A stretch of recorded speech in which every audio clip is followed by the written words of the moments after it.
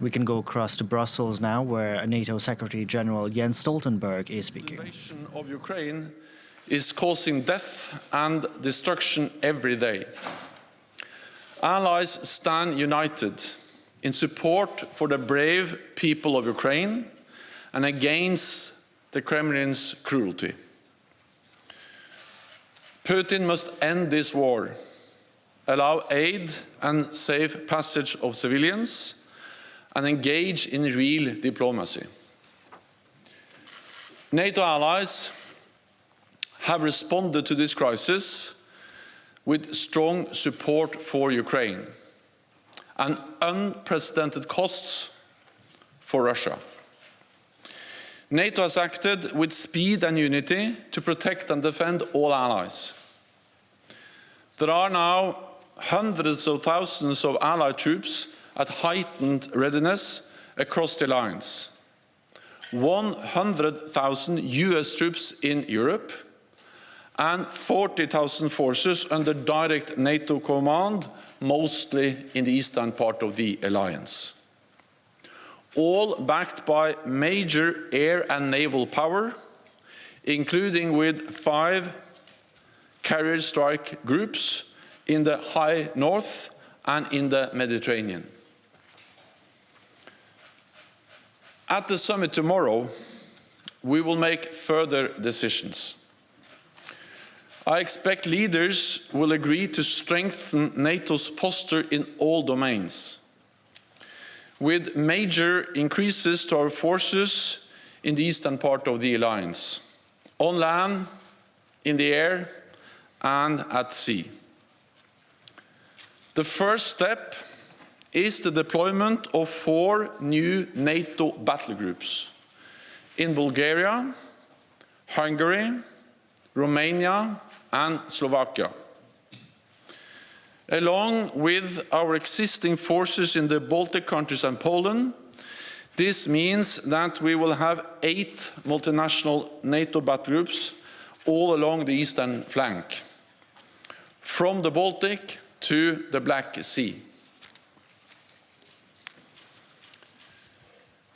We face a new reality for our security, so we must reset our deterrence and defense for the longer term. Tomorrow, NATO leaders will reaffirm our support to Ukraine. Ukraine has the right to self-defense under the UN Charter. And we are helping Ukrainians to uphold this fundamental right. Since 2014, allies have trained Ukraine's armed forces and significantly strengthened their capabilities. They are putting that training into practice now on the front lines with great bravery.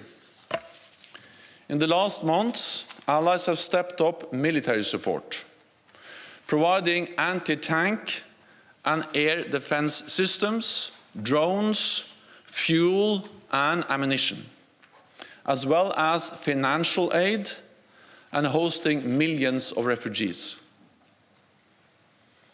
Tomorrow, I expect allies will agree to provide additional support, including cybersecurity assistance, as well as equipment to help Ukraine protect against chemical, biological, and radiological and nuclear threats. President Putin's invasion is brutal, and the human suffering is horrifying and painful to witness. We are determined to do all we can to support Ukraine. But we have a responsibility to ensure that the war does not escalate beyond Ukraine and become a conflict between NATO and Russia. This would cause even more death and even more destruction. I also expect we will agree to step up tailored support for other partners at risk from Russian pressure, including Georgia and Bosnia-Herzegovina. Working together, with the European Union, we must help them to uphold their sovereignty and the right to make independent decisions. We face a fundamentally changed security environment where authoritarian powers are increasingly prepared to use force to get their way. So I expect we will also address the role of China in this crisis. Beijing has joined Moscow in questioning the right of independent nations to choose their own path. China has provided Russia with political support, including by spreading blatant lies and disinformation. And allies are concerned that China could provide material support for the Russian invasion.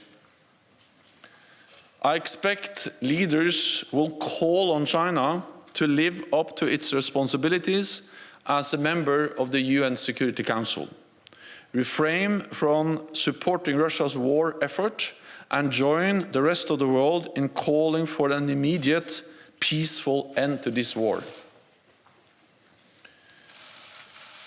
We will also call on Belarus to end its complicity in Putin's invasion. The decisions we take tomorrow will have far-reaching implications.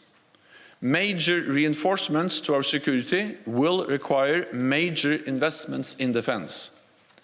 So I expect allies will agree to redouble their efforts to invest more. There is a new sense of urgency because we cannot take peace for granted.